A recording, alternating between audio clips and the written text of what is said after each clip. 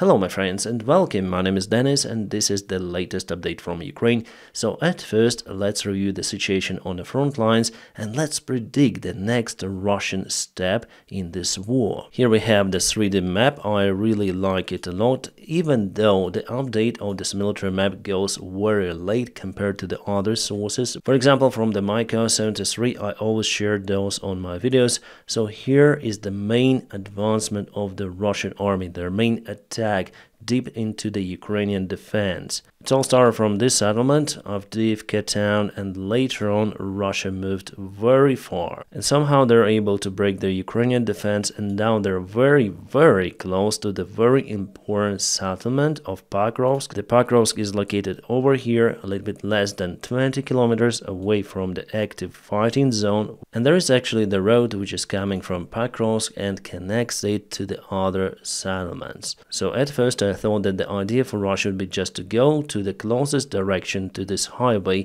and take, for example, this crossroad under control. It might disturb Ukrainian supplies a lot. Yeah, it's not the catastrophic variant for the Ukrainian army, but after all, it will bring more difficulties, lots of the difficulties. But as we may see in this region, there are lots of the water obstacles, kind of the big lake out here. And here the road goes across the dam, so a very narrow place. You may say that Russia could have advanced through this area too, because there is the tiny little river, but it's very hard to do because there are lots of the swamps out there. I mean, it's the similar lake, but swampy, that's it. So Russians will have to make some of the bridge to cross this area, so for them it might bring more losses, more devastations in their mid-wave attacks, and it seems like Ukraine sent some of their reinforcements to this place and they were waiting for the Russian army. Also, more reinforcements were deployed in Vozdvizhenka village as well. We have the report about it from the Ukrainian military command shared in the open media sources. They say that they reinforced the approaches towards the very important highway. So how could you potentially reinforce that? Well, by basically sending more forces and creating more defense lines or make them more robust. That's the only way. So recently Russia sent a couple of the mid-waves towards this village and all of them were just devastated. For this reason, the Russian military command probably has decided to change their goal from this very important highway to the very important city of Pokrovsk. So Russians see that they cannot break the Ukrainian defense with the current resources they have. For this reason, they start to advance to progress, and this advancement of the Russian army is kind of successful. For the recent few days, they occupied the village, they nearly encircled the Ukrainian army, and just luckily our guys were able to get out from the area. And you may say that there is the water obstacle too, but no, there is the way for the Russian army. There is the railroad and many of the wide opening fields. That's why they're taking more ground, and they took more today, unfortunately. And this is already a fighting zone near Zelania. It's kind of the big village, and with that Russia approaches to the third Ukrainian defense line. The third Ukrainian defense line was built over here. It includes many of the villages, plus Ukrainians use water obstacles as additional features to reinforce the defense. What about Pokrovsk, whether it's well defended or not? Well, one of the Ukrainian journalists went to the place and he said that this city is in lack of defense, and it's very important to dig down the trenches using the engineering equipment, because the trenches which could be created by the soldiers are not able to withstand the heavy artillery fire or the aviation gliding bombs which Russia drops on Ukrainian positions constantly. My friends, if you like the videos that I regularly post on my channel, you may also consider supporting me on Patreon. The link for my Patreon is available in the video description just below.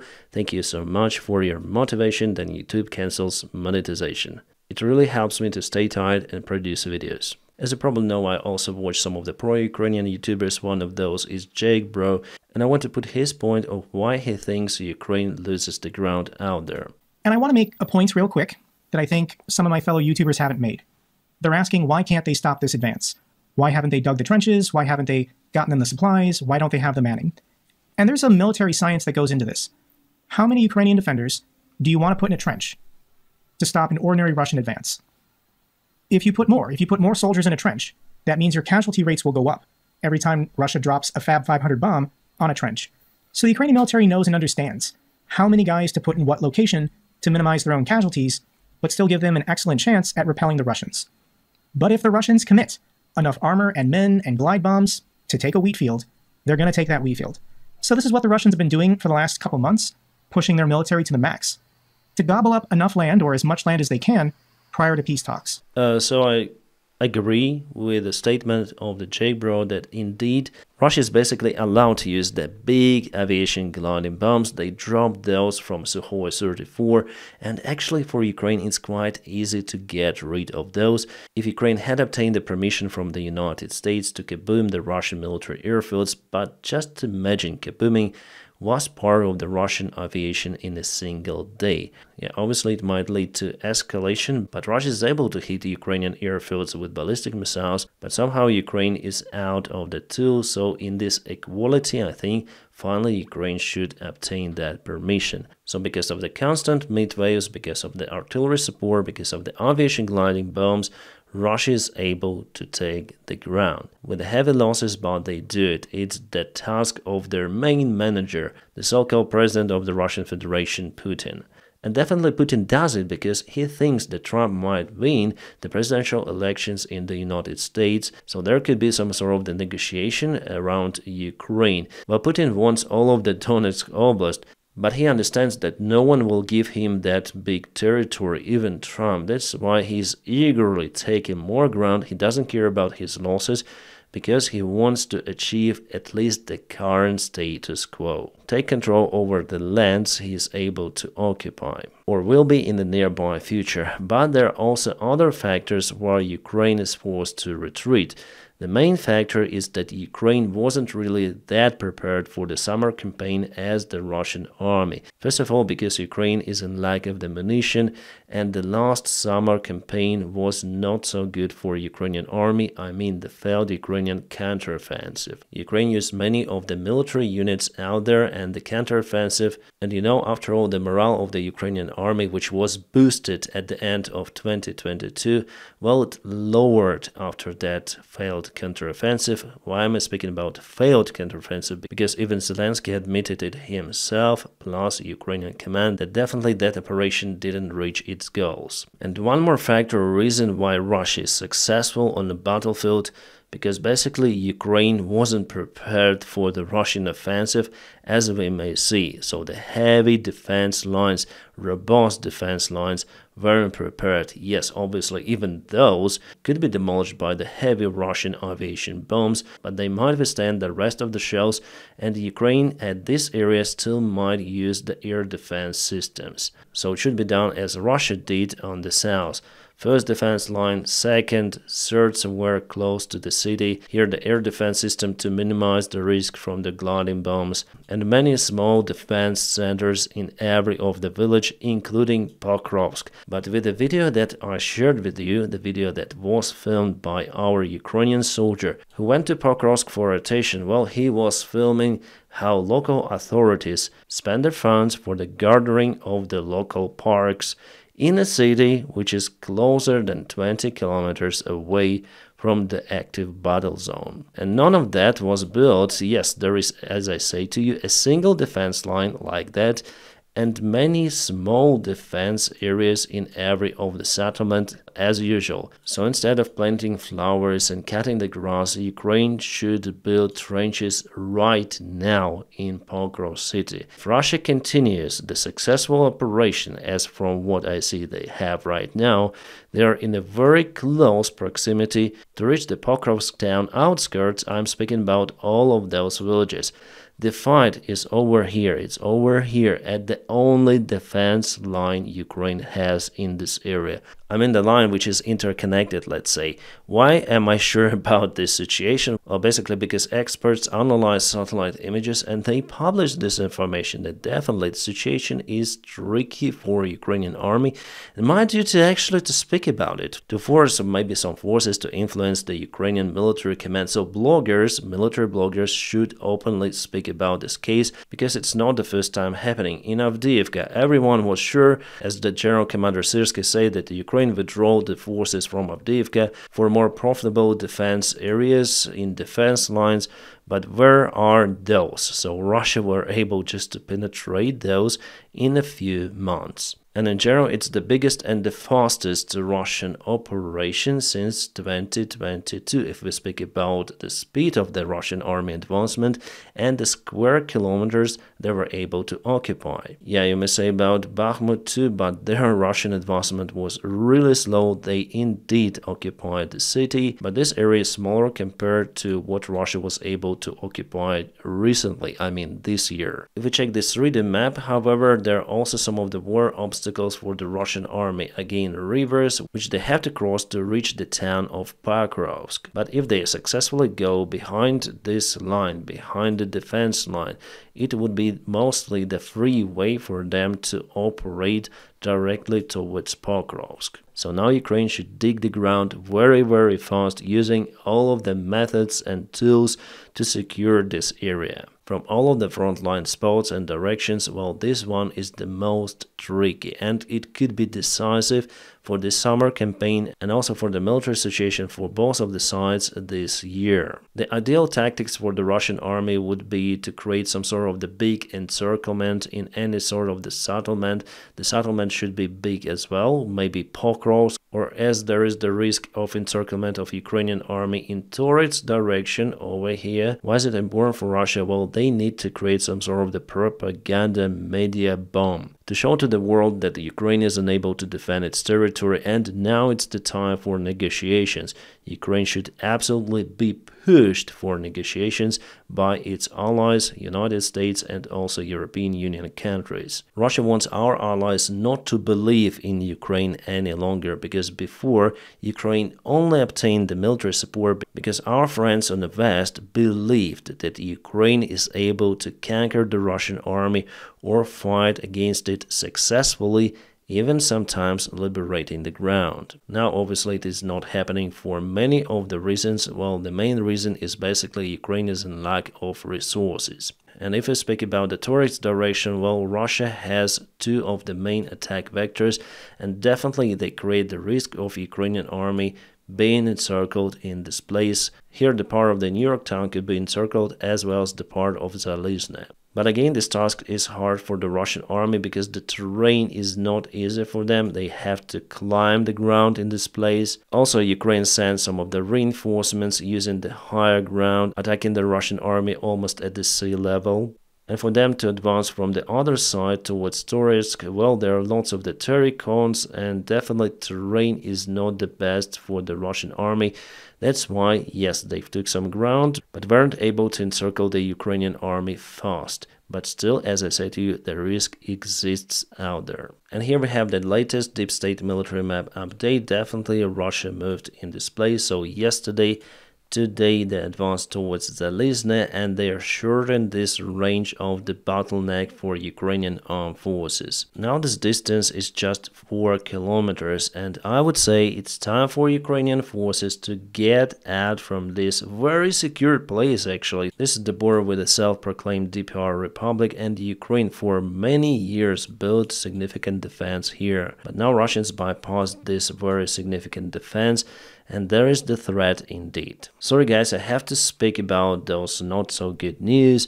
I believe that I usually have less views on my videos if I speak about some of the Russian successful operations, but in general, if we see the situation from the strategic perspective, Russia isn't desperate. They send more and more forces, the forces that they are in lack of. I mean, first of all, soldiers. They totally waste them on the front lines because Putin believes that he will have some period of the time then the Russian army could be reformed, rebuilt, equipped, and they will start the war once again, maybe in a couple of years. So the goal for Russia is only the ground right now. Putin wants to take as much ground as possible, and there is the variant that the next year could be a standstill. Well, there will be still battles on the front lines, but there will be not as hot as today, just warm with not many casualties. But again, it will give the Putin time to reform his army. That's what he eagerly needs. And he still has the ambitions to occupy all of the Ukrainian territory. They say that if Russia continues with the present pace, taking the ground each day, They could reach Kiev in a couple of years, but for this crazy initiative, Russia would need many more soldiers. They would have to waste many of their armies, which are currently fighting in Ukraine. It could actually lead to millions of losses, and Ukraine actually also has the potential still in its military. The Ukrainian army is still larger in general compared to the Russian army deployed in Ukraine. But according to the latest information, somehow just around 200,000 soldiers are fighting against 500,000 Russians on the east, on the south, and other regions. So on the front lines, Russia has the advantage. Well, maybe Ukraine just keeps reserves behind, that's it. By the way, let's go to the latest update of the Pokrovsk direction. So yesterday and today, Russia took some ground. And here they didn't retreat, no, it's just the map update says that this attack vector didn't happen yesterday. Also, I remember the words of one of the Ukrainian commanders that Russia occupied Avdiivka. He said that Ukraine should now be prepared for the battle for Pokrovsk city. And he was right, definitely Avdiivka played a great role in this area. It was a main defense point, main settlement, after taking which Russia is free to go to Pokrovsk, at least they're trying to do it. But hopefully Ukraine will study the previous lessons and protect this city as much as possible. Also, I was speaking about the possible Russian advancement on the south. Well, actually, it happened not far away from Vuhledar. So yesterday and today, Russia has this attack. And in general, they took, I think, this part of the ground recently. They want to cut this road over here. Well, it's not the supply connection. Ukraine uses the other roads for supplies. But Vuhledar is definitely very important. It's the most defended settlement in the place. The role of it is just like Avdiivka, but on the southern part. So Russian army will do everything to occupy this small town. They actually got numerous of the attempts and they attacked city for almost 2 years, but now it seems like they found the weak spot in Ukrainian defense and they're moving from the other side, less defended. And we were also speaking about the possible Russian attack from the south because I told you that Russia continued to send the reinforcements to some of this area, and today they moved forward in Robotyne just a little, but they already occupied this village and they want probably to reach the Oryhov town. So this is the latest Russian strike in Robotyne. As you may see, they use aviation gliding bombs further away from the front lines. It means that their goal is to move even further. But what about the Kurahovo front line? And also the same commander I quoted you before said that after Ukraine lost Marinka, Ukraine should be prepared for the battle for Kurahovo. And today Russians occupied Krasnohorovka. Well, at least they told about it in their media and they put the flag out there, sharing it like the confirmation of their successful strike. Well, we understand that definitely Russia occupies the city very soon, if not yet done it. And further, they will obviously go to Kurahovo. It's their main goal. So why Russia is striking from so many directions? Well, they're not letting Ukraine to concentrate the defense forces. So the Ukrainian command has to think, okay, we have limited resources, for example, limited number of the Leopard 2 tanks. Where should we send it? Here or here? So where the Russian generals are planning their main strike. And if you send those vehicles, units, wherever to the wrong direction, the Russian attacks just couldn't be conquered. For this reason, it's very important to keep the defense lines intact. Like for example, this road which Russia wants to cut, it is used to send the reinforcements from one side to another and vice versa.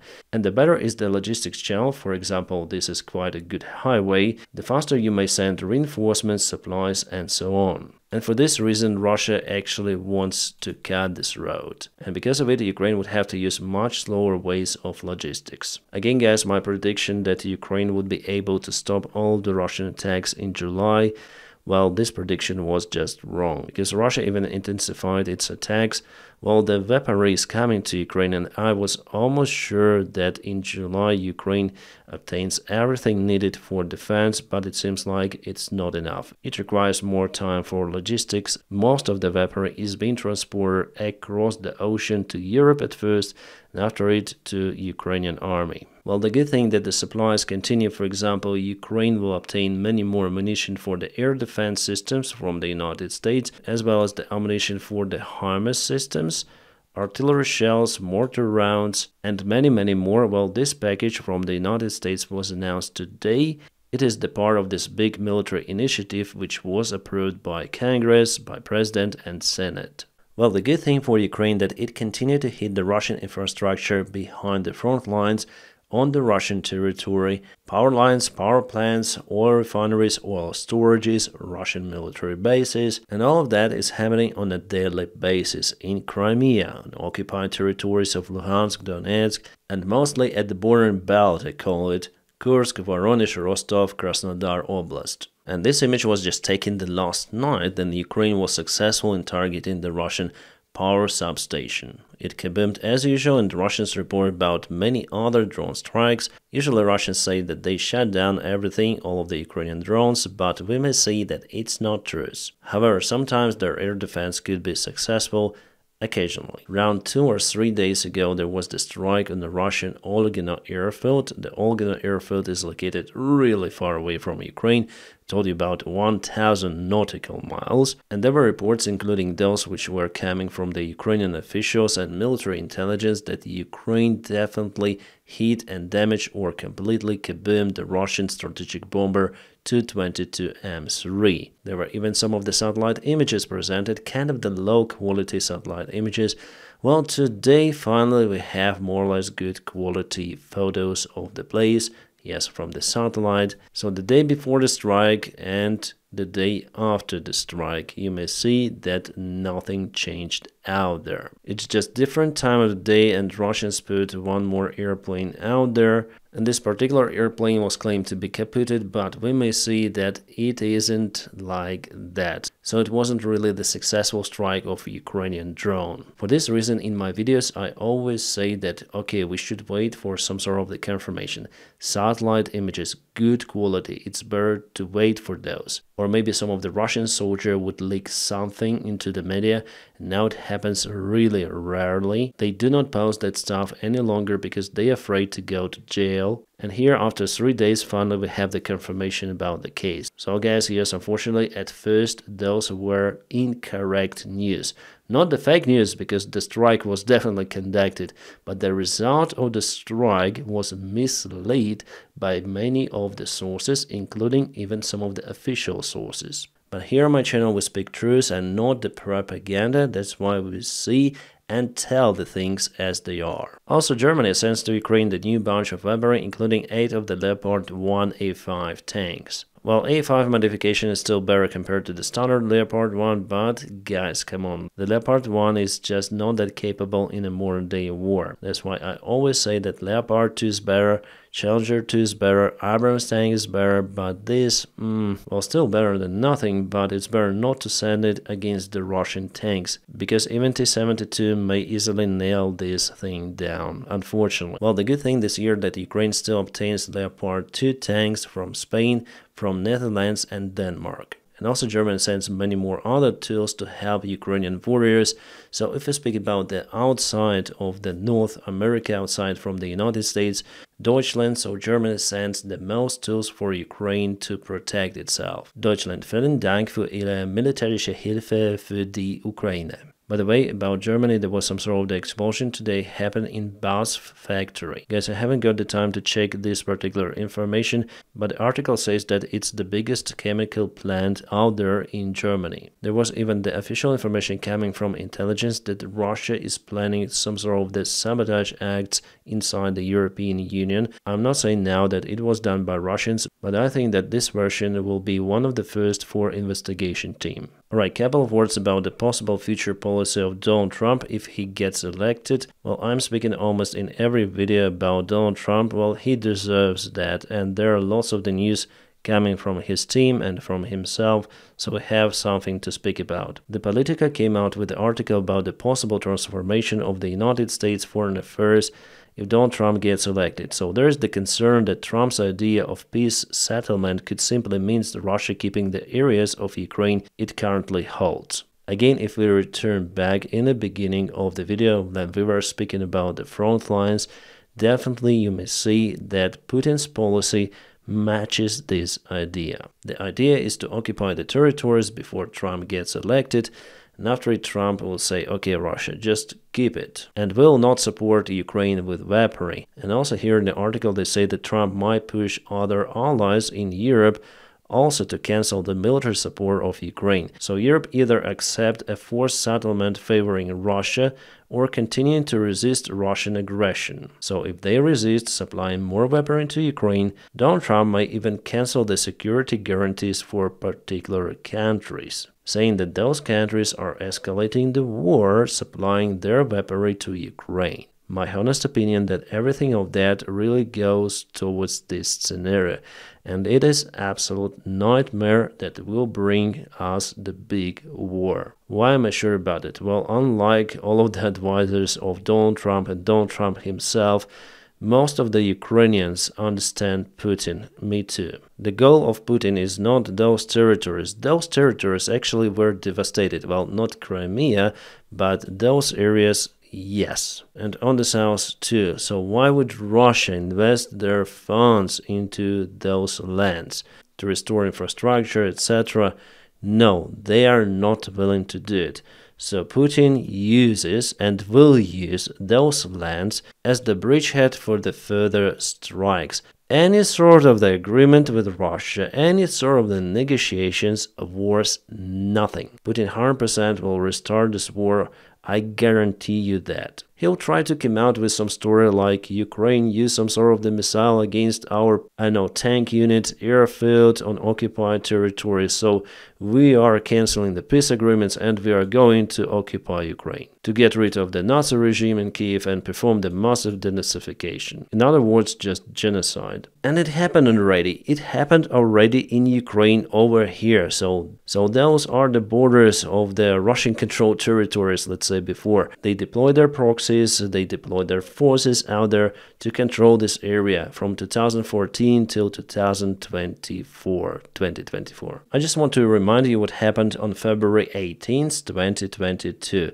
Just 6 days before Putin started the full-scale war against Ukraine. Yes, they say that the Ukraine started to strike the Donetsk People's Republic, hitting some of the military oases plus some of the civilian infrastructure. Russians created the artificial crisis for locals, and they also started to perform some sort of the massive evacuation of the locals from the Donetsk People's Republic to the Russian Federation.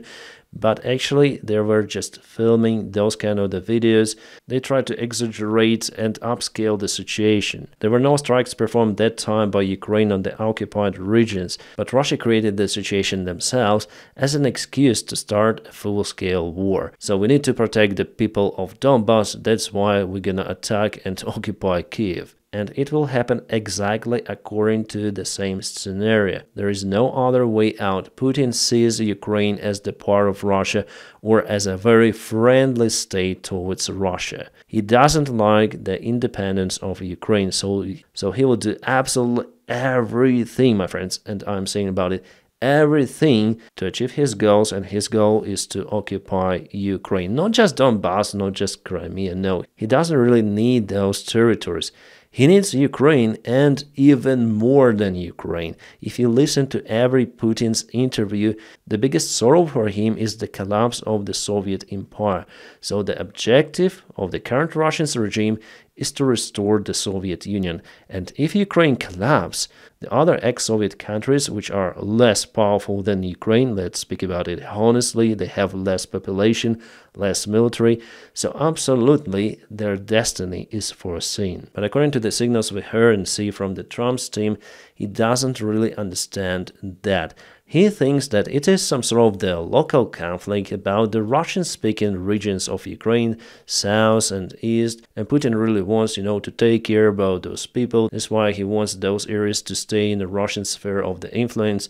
Putin doesn't care about Russian speakers. He bombs those cities. Most of the shells were dropped on the Russian-speaking Melitopol, on the Russian-speaking Kharkiv. Russia even bombs the Russian-speaking Kherson after leaving it with their army. They don't care about the people at all. Russian speaking, Chinese speaking, English speaking, for them it's absolute no difference.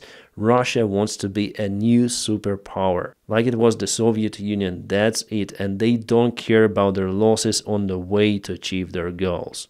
They do not even care about their own army men, and we see it. So the current war is not the regional war, it's the big conflict between autocracies and democracies. It's in a hot stage and happening in Ukraine. And the only way to solve this war is to help Ukraine with everything, unleash everything, and do not let aggressor to take what he wants. If the Western politicians just give Russia what they were able to occupy, it will just encourage Russia. Not just Russia, by the way. China is looking at it very closely. Just give the predator what he needs and he would ask more. And after Putin unleashes his new forces, the rebuilt Russian army, restored Russian army, to occupy Ukraine once again, well, that thing really might drive Trump crazy. So he would probably start to support Ukraine with weaponry, but it could be too late, too little too late. Guys, I heard the rumors that Trump could be pro-Russian. Personally, I don't think that he is pro-Russian. He's just not okay with this logic, you know. He doesn't see the war as it is. He wants to keep it aside, but no, the war might come to your house if you do not help Ukraine, unfortunately. Because after all, everything of that is not about Ukraine. It's about Russia becoming the superpower again. Yes, I'm sure that they will never do it, but they try, and they try hard. And you know, guys, Russia is sending more of the ex-prisoners to fight on the front lines. Here you can see the Russian Kamaz. It is full of people, and it has the northern front line marking, the cross diamond, something like that. For sure, the northern part of the Kharkiv region. It is a very difficult direction for Russians. They have severe losses.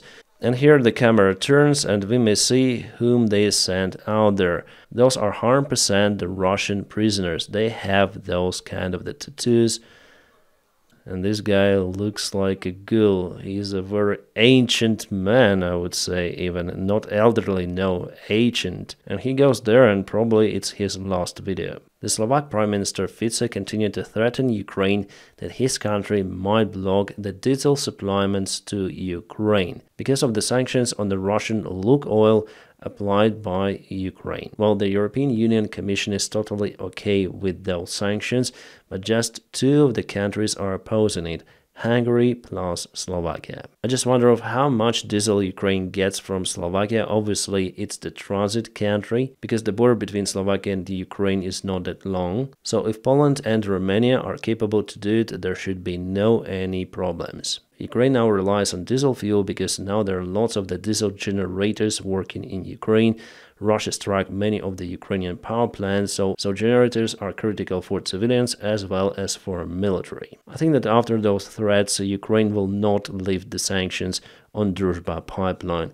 It shouldn't be like that. Clearly, we have a blackmail of the country of Ukraine by Slovakia. And after all, it's a good thing to apply sanctions on the Russian oil. Slovakia and Hungary should just search for alternate ways to receive the oil. That's it. Right, guys, and I hope you enjoyed this video. If it is the case, don't forget to press your huge like because it helps me a lot.